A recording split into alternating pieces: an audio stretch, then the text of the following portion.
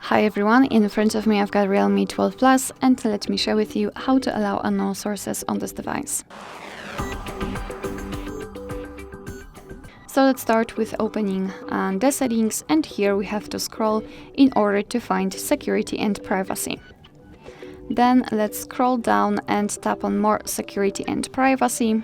And here we have to localize the option installation sources, so let's tap on it.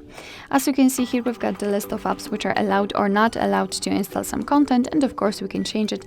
Just tap on the app, actually on the switcher, and tap on allowed.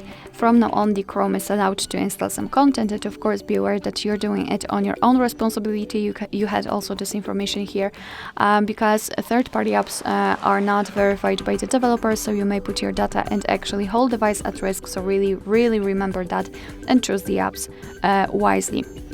Of course, it works with all other apps, and the same situation if you want to remove previously granted permissions. All you have to do is to tap on the switcher.